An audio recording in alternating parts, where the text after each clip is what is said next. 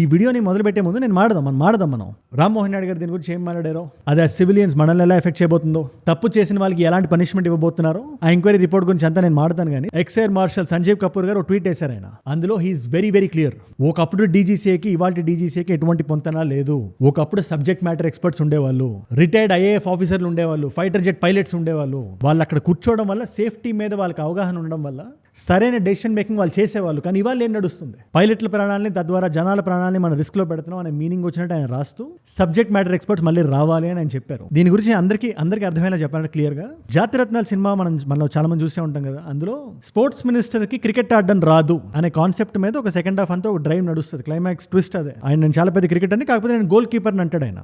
అది ఆ టైంలో మనం నవ్వుకున్నాం. కానీ మినిస్ట్రీలో కూర్చునే వాళ్ళకి ఆ సబ్జెక్ట్ మీద అవగాహన లేకపోతే అది మనకి ఎంత ప్రమాదం ఇవాళ మనకు అర్థం అవుతుంది కదా. ఇవాళ మనం ఇండిగో క్రైసిస్ మనం చూసాం, 6 నెలలు కూడా అవ్వలేదు. అతిపెద్ద ఫ్లైట్ డిజాస్టర్ మనం చూసాం గుజరాత్లో. ఇవన్నీ సేఫ్టీని లైట్ తీసుకోవడం వల్లే వీటి నిజాలు ఇంకా బయటికి రావాలి. మన దేశంలోనే అతిపెద్ద ఎయిర్లైన్ క్రైసిస్ ఇది. 2వ వారంలోకి ఎంటర్ అయింది ఇండిగో క్రైసిస్. నవికా కుమార్ గారికి, మన civil aviation minister Rammohan Naidu గారికి ఒక ఇంటర్వ్యూ అయింది. 48 minutes ఉంది ఆ ఇంటర్వ్యూ. అది మొత్తం నేను చూశాను. అండ్ గట్టిగా మాటలు చూస్తే ఆయన చెప్పిన పాయింట్ ప్రకారం మనకు ఒక 12 రోజులు ఉంది ఎంక్వైరీ రిపోర్ట్ బయటికి రావడానికైనా, ఇండిగో ఎయిర్లైన్స్ మీద మన సివిల్ ఏవియేషన్ మినిస్టర్ ఎటువంటి యాక్షన్ తీసుకోవడానికైనా, అండ్ అన్నిటికన్నా ముఖ్యంగా దీంట్లో డీజీసీఏ పొరపాటు ఎంతవరకు ఉంది మనకు తెలియడానికైనా. అండ్ ఎగ్జాక్ట్ గా దేని గురించి మాట్లాడాలంటే ప్రజలు 2 విధాలుగా చిలిపారు. ఒక సైడ్ వాళ్ళు కంప్లీట్ గా గవర్నమెంట్ తప్పు, ఏవియేషన్ అది లీనియంట్ గా వదిలేశారు ఎందుకు అని ఒక సైడ్ వాళ్ళు అంటుంటే, లేదు గవర్నమెంట్ కానీ డీజీసీఏ కానీ చేయాల్సినంత కరెక్ట్ గా చేసింది కానీ ఇండిగో ఆర్మ్ట్విస్ట్ చేసింది అని మాట్లాడే వాళ్ళు ఇంకో వైపు ఉన్నారు. కానీ ఇక్కడ మనం ప్రజల వైపు ఉండాలి, ప్రజల కోసం మాట్లాడాలి. ఎవరైతే గంటలు ఎయిర్పోర్ట్స్ లో ఉండి, మొన్న కూడా నన్ను కొంతమంది కలిశారు.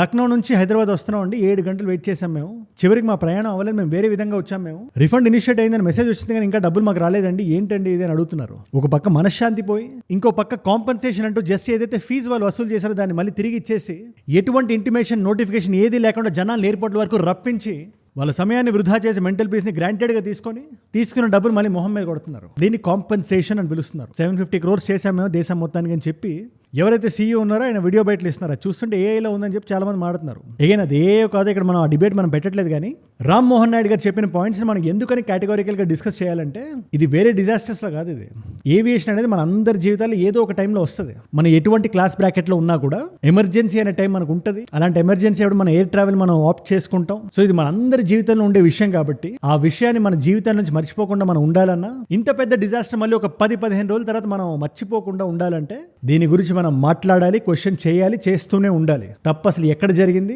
ఎందుకు జరిగింది, ఎలా జరిగింది, జరిగితే ఎటువంటి పనిష్మెంట్స్ వాళ్ళకి ఇవ్వబోతున్నారు, అది సివిల్ పనిష్మెంట్ మాత్రమేనా, క్రిమినల్ ఛార్జెస్ వేయబోతున్నారా? ఎందుకంటే వీళ్ళు జనాల్ని హాస్టేజ్గా పెట్టుకొని, ప్రయాణికులు మీలాంటి నాలాంటి ప్రయాణికులు హాస్టేజ్లుగా పెట్టుకొని గవర్నమెంట్ నాన్ ట్విస్ట్ చేసే ప్రయత్నం చేశారని చెప్పి చాలా మంది ఎక్స్పర్ట్స్ చెప్తున్నారు. 1 కాదు 2 కాదు 5 లక్షల PNRలు క్యాన్సిల్ అయినాయి. అండ్ ఇన్ఫాక్ట్ ప్రజల తరపున మాట్లాడడం అంటే ఏంటో తెలుసా, ఇండిగో ఫ్లైట్ ఒకటి క్యాన్సిల్ అయింది, ఢిల్లీ నుంచి బెంగళూరు రావాలి. ఆ పక్క ఫ్లైట్ ఎంత ఛార్జ్ పెట్టాడో తెలుసా, 96,000, 96,000. లేదా లక్నో నుంచి ఢిల్లీ ఫ్లైట్ 56,000. ఎందుకు ఇవన్నీ క్యాన్సిల్ అవుతున్నాయి కదా. ఇలాంటి టైంలో ఒక సర్చార్జ్ కి క్యాప్ లేకుండా చేసిన గవర్నమెంట్ 2 రోజులు ఏదైతే చేసిందో దానికి కాంపెన్సేషన్ ఎవరిస్తారని చెప్పి నవికా కుమార్ గారు అడిగారు.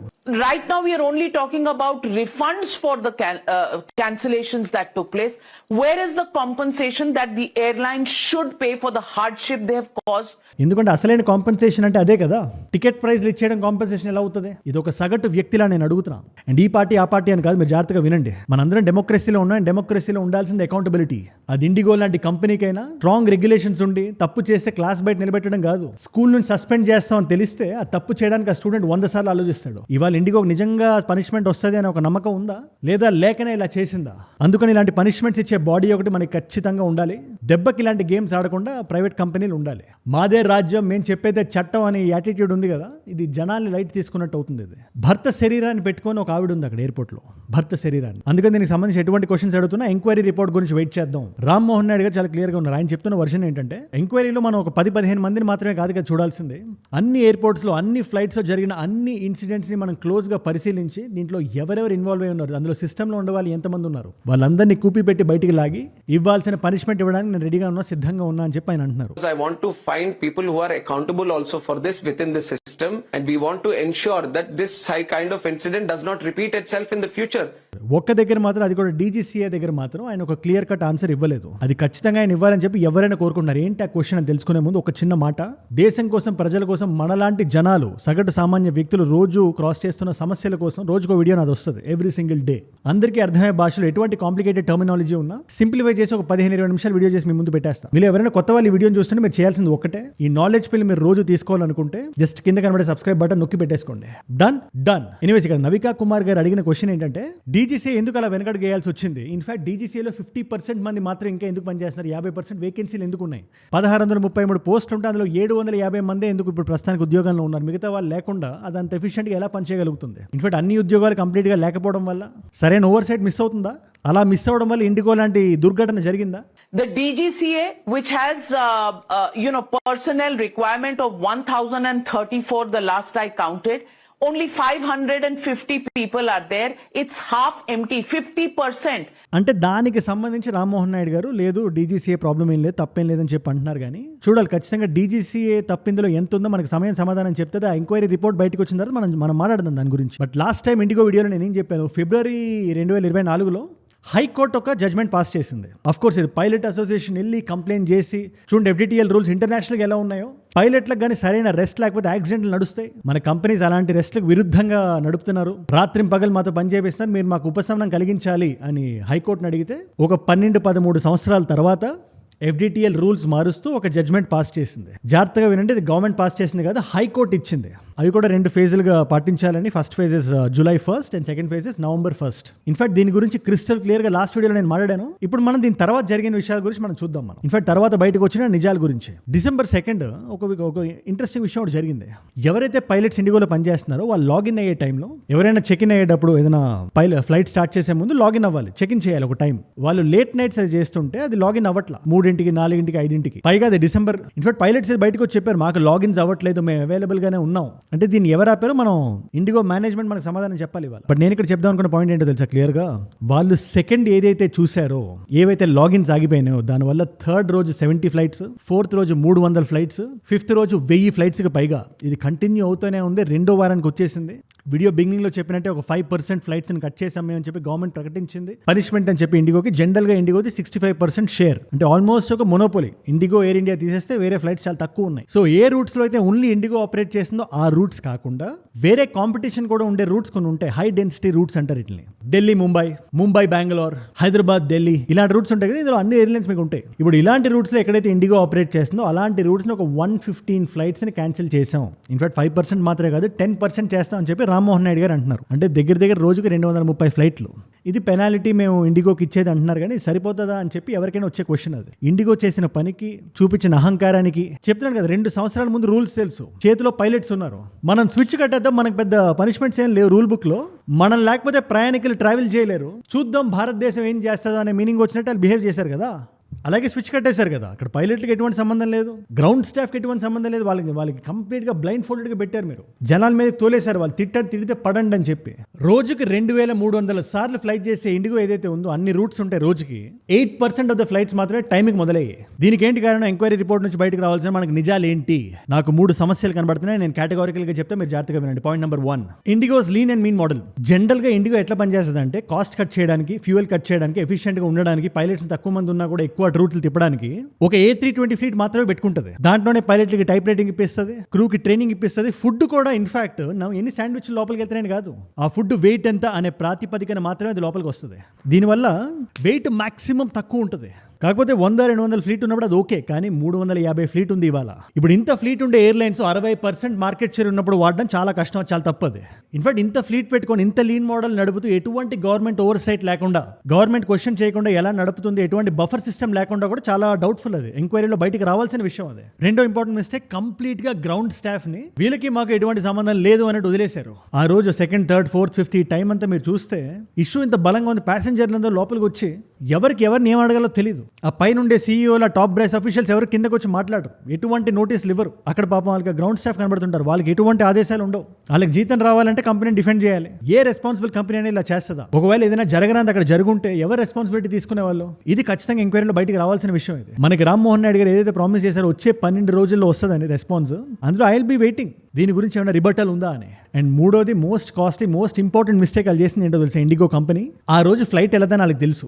అది ఎందుకు తెలుసో మనం మళ్ళీ కనుక్కోవాలి, కావాలని చేశారా లేదా కమ్యూనికేషన్ ప్రాబ్లం అయిందని. కాకపోతే వాళ్ళకి ముందే తెలుసు, అయినప్పటికీ క్యాన్సిల్ అయిన ఫ్లైట్కి జనాల్ని లోపలికి రప్పించి సెక్యూరిటీ పాస్ చేయించి అక్కడ కొన్ని గంటలు కూర్చోబెట్టారు. ఇది ఎవరికైనా మెసేజ్ ఇద్దాం అనుకున్నారా మీరు? నాకు తెలియక అడుగుతున్నా, గవర్నమెంట్కి మీరు మమ్మల్ని ఆపితే మేము ఇదే చేస్తామని చెప్దాం అనుకున్నారా?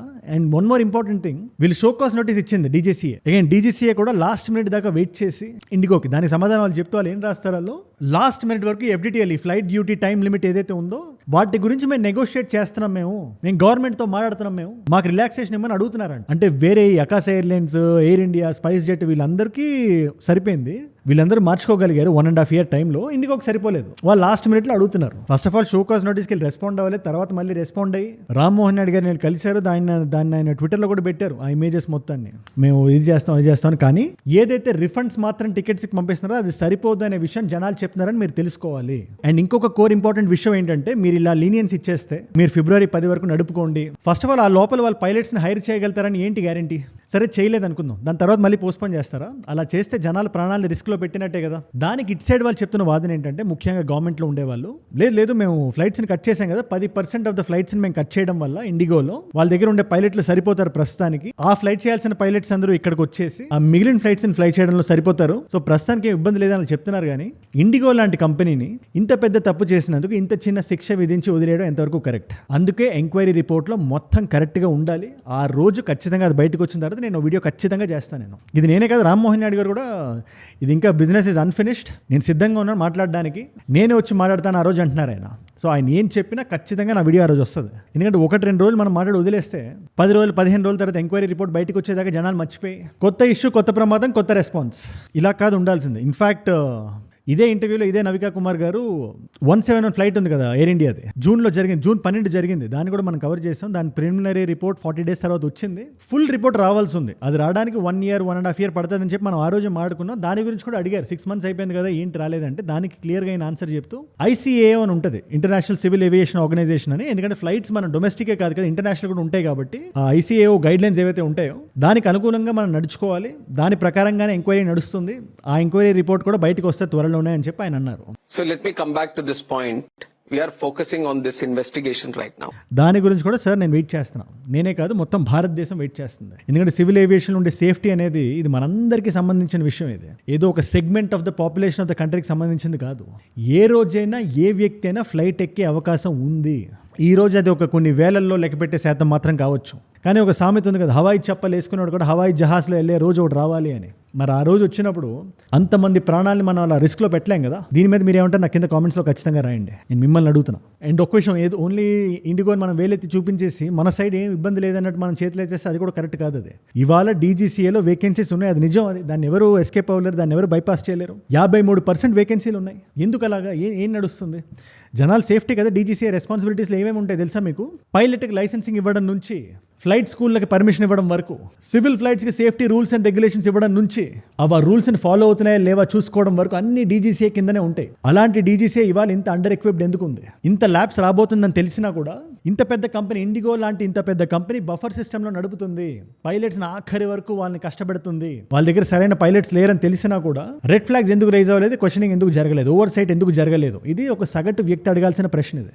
అండ్ ఇదంతా మీకు క్లారిటీ రావాలంటే ex air marshal Sanjeev Kapoor గారు ఒక ట్వీట్ వేశారు. అది మీరు ఒకసారి మీరు చదవండి, నేను క్లియర్ అయిపోతుంది మొత్తం. ఒకనొకప్పుడు DGCA అంటే సబ్జెక్ట్ మ్యాటర్లో ఎక్స్పర్టీస్ ఉన్నవాళ్ళు, IAF ఆఫీసర్స్, ఫైటర్ పైలట్స్, వీళ్ళందరితో నిండి ఉండేది. మరి ఇవాళ మొత్తం DGCAని మనం కంప్లీట్గా జూమ్ ఇన్ చేసి చూస్తే అందులో ఎవరున్నారు? సబ్జెక్ట్ మీద కమాండ్ ఎక్స్పర్టీస్ ఉందా?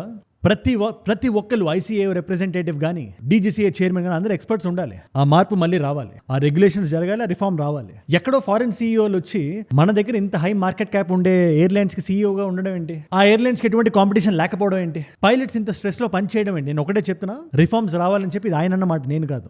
దీని మీద మీరు ఏమంటారు నాకు కింద కామెంట్స్లో ఖచ్చితంగా రాయండి. ప్రస్తుతానికి మన దగ్గర ఓన్లీ క్వశ్చన్లు ఉన్నాయి, ఆన్సర్లు లేవు. ఆన్సర్లు రావాలి, మన ముందు గవర్నమెంట్ పెట్టాలి, తప్పెక్కడ జరిగిందో మనం చూసుకోవాలి, ఇది మళ్ళీ రిపీట్ అవ్వకూడదంటే ఎవరైతే అకౌంటబుల్ గా ఉన్నారో వాళ్ళందరికీ పడాల్సిన శిక్ష పడాలి. This has to be very very very very clear. Criminal negligence అని ఉంటుంది, క్రిమినల్ యాక్ట్ పడుతుంది వాళ్ళ మీద. సిస్టమ్ లోపల ఉండి పనిచేసిన వాళ్ళు, సిస్టమ్ బయట ఉండి లైట్ తీసుకున్న వాళ్ళు అందరి మీద పడాల్సిన శిక్షలు పడాలి. జనాల టైం అంటే వాల్యూ లేకుండా వెళ్ళిపోయింది వీళ్ళకి. అండ్ ఆనెస్ట్లీ ఒక బయట డిస్కషన్ నడుస్తుంది, మీకు తెలుసా, డీజీసీ అని కంప్లీట్ గా ఇండిపెండెంట్ చేస్తే ఎలా ఉంటుంది అని. అంటే గవర్నమెంట్ అండర్ లో కాకుండా what if it's an autonomous body, right people hire చేసుకొని కాంపిటెంట్ గా ముందుకెళ్ళేలా సెట్ చేసి వదిలేస్తే ఎలా ఉంటుంది అని. అగైన్ ప్రస్తుతానికి ఫార్ ఫెచ్ థాట్ లాగా అనిపించవచ్చు, బట్ సివిల్ ఏవియేషన్ కూడా నార్మల్ గా వదిలేయాల్సిన విషయం కాదు అది. ఇది నా భావన. ఎనీవేస్, ఇవాళ మల్టిపుల్ చాయిస్ క్వశ్చన్ మీ అందరికీ. ఐసీఏఓ అని చెప్పాను కదా, ఐక్యాఓ అంటారు. దీని హెడ్ క్వార్టర్స్ ఎక్కడ ఉన్నాయి? పైలట్ ఎగ్జామ్ రాసిన టక్ అని చెప్పేస్తారు, బట్ స్టిల్ ఇది ఒక జనరల్ నాలెడ్జ్ కింద కూడా బాగా హెల్ప్ అవుతుంది. Option A is Geneva, option B is Vienna, option C is Montreal, option D is Brussels. మీకు సమాధానం తెలిస్తే కింద రండి, తెలుసుకుందాం అనుకుంటే ఇన్స్టాగ్రామ్కి వచ్చేసేయండి. అక్కడ అజయ్ ఫ్రమ్ ఏజూడ్ అని ఉంటుంది, అజయ్ ఫ్రమ్ అని మీరు రాస్తే టక్ అని ఫుల్ ఫామ్ వచ్చేసి it's verified profile, tick mark ఉంటుంది, 1+ మిలియన్ ఫాలోవర్స్ ఉంటారు. మీరు టక్ అని వచ్చేసి అక్కడ ఇలాంటి వీడియోస్ని రీల్స్లో చూడొచ్చు. నా చుట్టూ నా లైఫ్లో ఏమైనా జరుగుతున్నా, నాకు ఏదైనా వీడియో ఐడియా టాపిక్ ఇద్దామనుకున్నా కూడా it's a great place. Definitely రండి. ముఖ్యంగా ఈ టాపిక్స్ కూడా మీలో చాలా మంది నాకు డిఎం చేస్తున్నది, చేయండి. Let us be a tight knit community. And ఏజ్వుడ్ గ్లోబల్ అండ్ అన్ఫిల్టర్డ్ అని మనకి 2 అదర్ ఛానల్స్ ఉన్నాయి. గ్లోబల్లో నా కైండ్ ఆఫ్ కాంటెంట్ని ఇంగ్లీష్లో మీరు చూడాలన్నా, మీ నాన్ తెలుగు ఫ్రెండ్స్కి మీరు షేర్ చేయాలన్నా మీరు హ్యాపీగా చేయొచ్చు. అండ్ అన్ఫిల్టర్డ్లో fashion, life style, grooming content కూడా నాది ఉంటుంది. We're growing horizontally, support and subscribe. And మీరు ఇక్కడ దాకా నా వీడియోలో వచ్చారంటే నా వీడియోస్ మిమ్మల్ని ఆకట్టుకుంటున్నాయి, ఒక వాల్యూ పొందుతున్నారు. Thank you so much for that. మీరు ఇస్తున్న వాచ్ టైం, మీ రిటెన్షన్ ఏదైతే ఉందో, ప్రాణం పెట్టి నన్ను పనిచేయడానికి, రోజు నిర్భయంగా నిర్మోహమాటంగా పనిచేయడానికి నన్ను ప్రేరేపిస్తుంది, ప్రోత్సహిస్తుంది. దానికి మీరే నా ప్రేరణ. You are my inspiration. మీరు ఆఫీసుల నుంచి, కాలేజీల నుంచి వచ్చి, నేను చెప్తున్నాను కదా, మీ లైఫ్ మీకు ఉంటుంది, మీ కెరియర్స్ ఉంటాయి, మోటివేషన్స్ ఉంటాయి, బాధలు ఉంటాయి, అన్ని రకాల ఎమోషన్స్తో పాటు ప్రపంచంలో ఏం జరుగుతుందో తెలుసుకోవాలని ఒక ఎమోషన్ ఉంది కదా, దాని మీద ఒక 10 నిమిషాలు మీరు స్పెండ్ చేయండి చాలు. ఆ 10 నిమిషాలు నాకు ఇవ్వండి. మీరు చేయాల్సింది ఏం లేదు, కింద కనబడే సబ్స్క్రైబ్ బటన్ నొక్కి పెట్టేసుకోండి. నా సైడ్ నుంచి వచ్చే నాలెడ్జ్ పిల్ మీకు రోజు వచ్చేస్తుంది. సబ్స్క్రైబ్ చేశారుగా, డన్. మీకోసం 2 వీడియోస్ పెడుతున్నాను ఇక్కడ. ఇదే ఇండిగో ఫ్లైట్ ఇష్యూ గురించి ఇండిగో సైడ్ నుంచి కంప్లీట్గా ప్లాన్ చేశారని ఒక డిస్కషన్ వినబడుతుంది కదా, ఆ లైన్ ఆఫ్ థాట్లో మీరు ముందుకెళ్ళి మొత్తం వినాలనుకుంటే నా కైండ్ ఆఫ్ పర్స్పెక్టివ్ ఆ వీడియో ఇక్కడ ఉంది. లేదు కొంచెం జియో పొలిటికల్గా ఏమైనా తెలుసుకోవాలనుకుంటున్నా కొత్తగా అనుకుంటే, నిన్ననే డీజేటీ గారు మళ్ళీ కొత్తగా ఇండియన్ రైస్ మీద ఆయన ప్రతాపం చూపిద్దాం అనుకుంటున్నారు. దానికి డంప్ చేయొద్దని చెప్పి ఆయన మాట్లాడుతున్నారు, కొంచెం అత్యుత్సాహం ఉపయోగిస్తున్నారు. ఆ వీడియో ఇక్కడ ఉంది. మీకు ఏ వీడియో ఇంట్రెస్ట్ ఉంటే ఆ వీడియోని చూడండి. నేను మళ్ళీ మిమ్మల్ని రేపు కలుస్తా. మనందరం కలిసి పెరగాలి, కలిసి ఎదగాలి. Let us all grow together. Let us all rise together. Rise above ignorance, rise above arrogance, rise above hate. ఏజ్వుడ్ అంటే మనం. జై హింద్, జై భారత్, జై ఆంజనేయ, ఓం నమః శివాయ.